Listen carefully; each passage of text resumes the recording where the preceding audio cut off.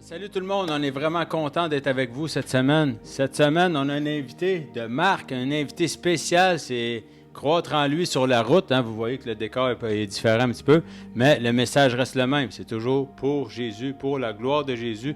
Et aujourd'hui, on a vraiment une belle opportunité pouvoir avoir le témoignage de l'ombre à la lumière de Cédric, l'homme de Dieu, Cédric Jolicoeur, qui va venir nous partager. Je ne prendrai pas plus de son temps, mais vraiment, je suis honoré par ta présence, puis les gens, vous allez apprendre à le connaître. Mais je lui laisse toute la place. Vas-y, mon frère. Yes. Merci, mon frère, de me permettre de témoigner. Yes. Vraiment, merci beaucoup. Amen. Dans le fond, c'est ça. Moi, je m'appelle Cédric Jolicoeur. Je suis né dans l'Estrie. Et puis, je suis né dans un milieu catholique. Entre 0 et 12 ans, jusqu'à temps que mon père se mette à chercher beaucoup la foi. Et puis, il est passé par plusieurs endroits, même les ralliés. Ouais. Il est allé loin, là. Mais on a découvert la foi protestante. On est dans un milieu protestant, on est dans une église baptiste, dans le bout de Sorel. OK. Et puis, il a découvert la foi là. Puis, j'avais 11-12 ans à peu près. Et puis, non, c'était vraiment un changement drastique dans sa vie.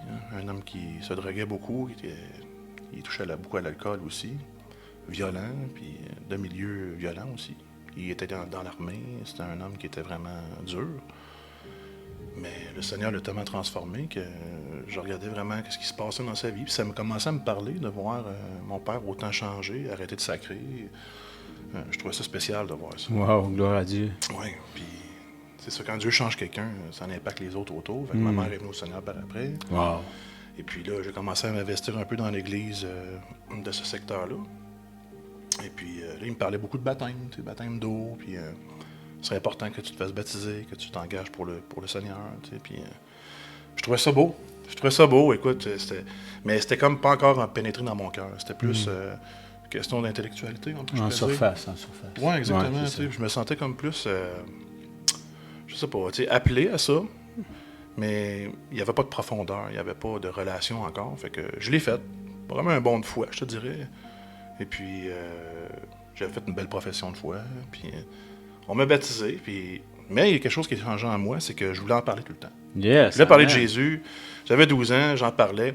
Mais on m'a beaucoup persécuté puis rejeté à l'école. Même les professeurs, j'en parlais. Puis, ils me disaient de me la fermer, dans le fond. Mais c'est comme ça, souvent, la vie chrétienne, c'est de la persécution, on n'est pas compris, on est rejeté. Fait que moi, ça m'a étendu vite, parce que, premièrement, il n'y avait pas de profondeur, je n'étais pas encore baptisé dans l'esprit, il n'y avait pas de puissance qui était là. Fait que ça, c'est dur quand tu as un moitié de morceau. Ouais. Ce qui est arrivé, c'est que j'ai abandonné. Puis je me suis enfoncé beaucoup dans le monde, j'étais beaucoup rejeté par le monde, fait que je me battais beaucoup. J'étais souvent en train de me défendre, plutôt. Je n'étais pas violent nécessairement envers les gens, mais les gens étaient violents envers moi à cause de la différence. Puis, ma mère avait dit que quand j'étais jeune, je suis né avec le cordon ombilical autour du cou. OK. Puis c'est comme ça m'expliquait qu'avant même que tu sois né, il y en a un qui voulait que tu sois mort. C'est réel, en plus, c'est ça. Oui. Puis j'ai trouvé ça spécial, que le Seigneur, il a permis que je sois ici. Wow, c'est une grâce. Oui, c'est une grâce, vraiment. Puis c'est ça, aujourd'hui, avec tout ce que j'ai vécu, jusqu'à l'âge de 33 ans, j'ai pataugé dans la drogue, dans le domaine du gangsterisme un peu aussi, puis la fornication, malheureusement, la porno, les addictions de jeux vidéo aussi. C'était vraiment une vie ténébreuse, je te dirais. Puis les mauvaises compagnies corrompent les bonnes mœurs, ce qui est écrit. Exact, ouais. J'étais entouré de gens qui étaient dans le sport. J'étais très sportif, par contre, basketball, mais ça ne m'empêchait pas de faire tout ce qui était relatif à, on peut dire quasiment la mode de vie québécois. Oui, c'est ça. C'était la mode. Là. Ce que les autres faisaient, là, c'est... Oui, exactement. C'est ça. C'était comme... je faisais comme tout le monde, puis exact. Je me cherchais dans tout ça. Je me cherchais, j'étais jeune, j'étais pas capable de voir qui j'étais, parce que quand t'es rejeté, si t'as pas de point de repère... Mon père était absent quand même, il travaillait beaucoup, quasiment 60 heures par semaine. C'était pas facile pour lui de pouvoir s'impliquer au milieu familial. Fait que ce qui est arrivé, c'est que jusqu'à l'âge de 33 ans, j'étais vraiment dans le monde. À un moment donné, j'étais, on va dire à l'âge de 18 ans, je me suis marié. Et puis j'ai rencontré une femme. J'ai eu 2 enfants avec elle, 2 beaux enfants. Puis c'est vraiment une grâce de Dieu. Wow. Puis... malheureusement, après 16 ans de couple, Ben, elle a décidé de partir avec quelqu'un d'autre. Puis ça a été une rupture très, très difficile pour moi. Ça a entraîné une dépression. Puis j'étais pas en mesure de m'aider moi-même. J'étais allé voir des psychologues. J'ai demandé de l'aide autour de moi. Je connaissais la foi, comme je te dis, mais je me suis pas tourné nécessairement vers Dieu tout de suite. J'ai voulu y aller par mes propres moyens. Puis je me suis enfoncé dans la dépression. Puis j'étais plus capable de m'occuper de moi-même, ni de mes enfants. C'était hard, là. Hey boy. Mais à un moment donné, j'ai crié à Dieu. J'en pouvais plus. J'étais suicidaire. Yes. Puis, Seigneur, j'en peux plus, fais quelque chose. J'étais très dépendant affectif. Fait que j'ai dit, envoie-moi une femme. On a essayé de négocier, t'as essayé de négocier un petit peu. Exactement. Viens m'aider, mais envoie une femme. Ouais. Mais le pire, c'est qu'il l'a fait. Wow. Il m'a envoyé une femme, mais Yes. pas dans les mêmes dessins que moi je cherchais. Je voulais combler un vide que, dans le fond, seul lui pouvait combler. T'sais. Yes. Mais cette femme-là, elle était dans un hôpital. J'avais beaucoup de brûlements d'estomac à l'époque. J'avais vraiment un problème digestif, puis à cause du stress, puis tout ce que je vivais émotionnellement. T'sais.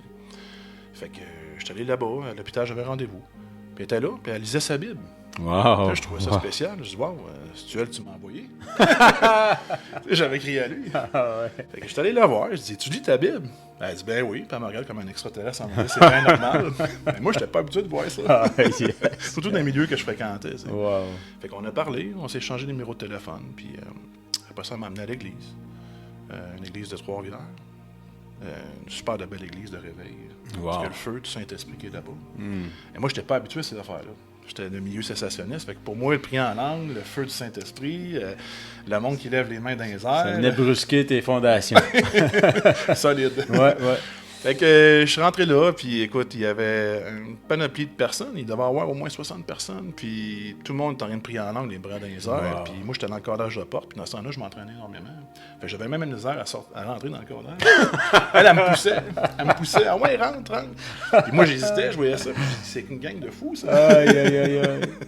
Fait que finalement, ben, le pasteur s'avance vers moi. Puis moi, je suis là, puis j'y tends la main. Je suis tout content.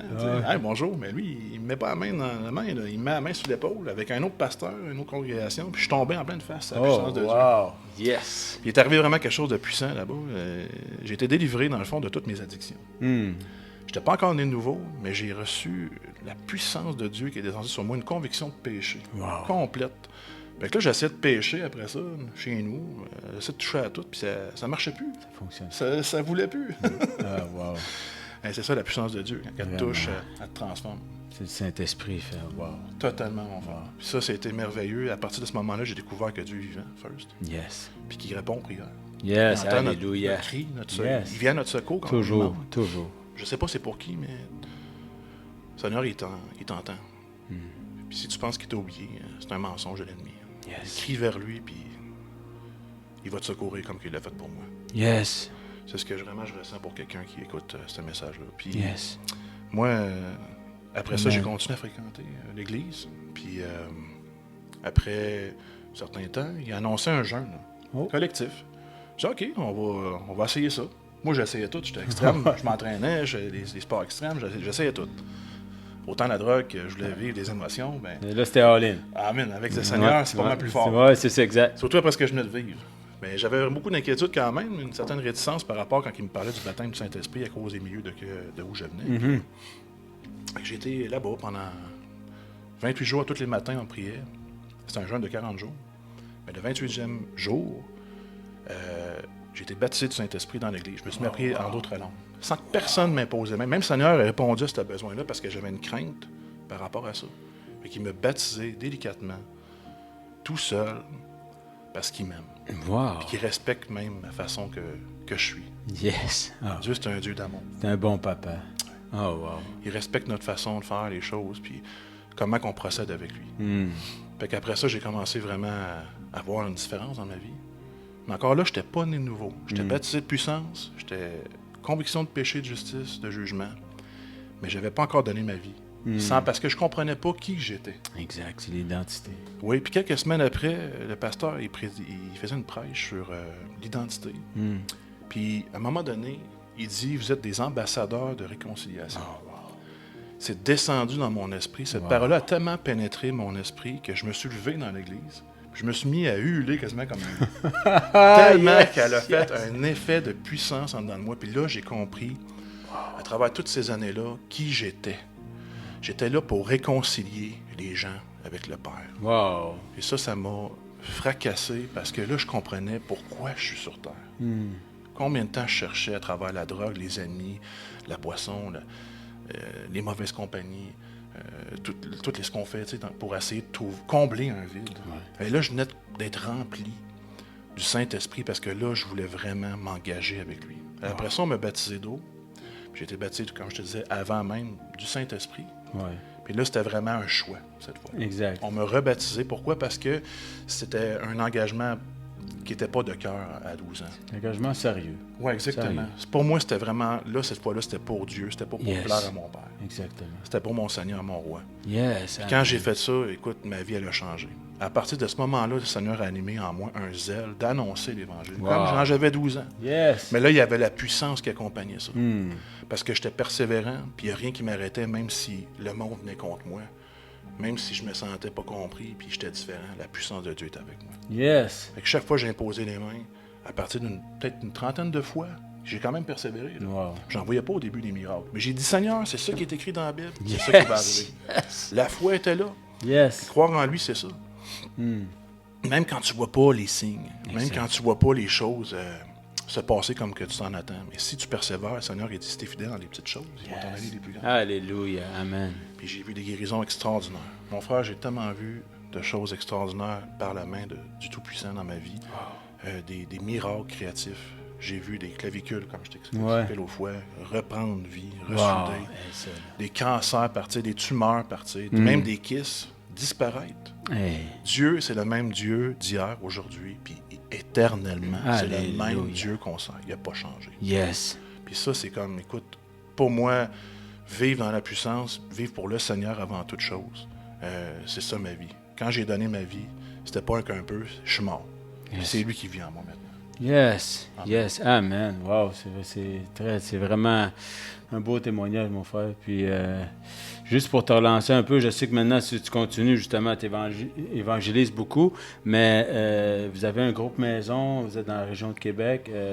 Juste pour relancer un peu là-dessus, voir, il y a beaucoup de gens qui se greffent à vous. Dans le fond, vous êtes plusieurs. Là. Oui, ça a explosé cette année. Yes, wow. Ça a explosé. Il y a tellement eu un effet oikos où est-ce que beaucoup de gens, de famille en famille, ont accepté le Seigneur. Yes. Il y a un effet boule de neige qui se passe présentement.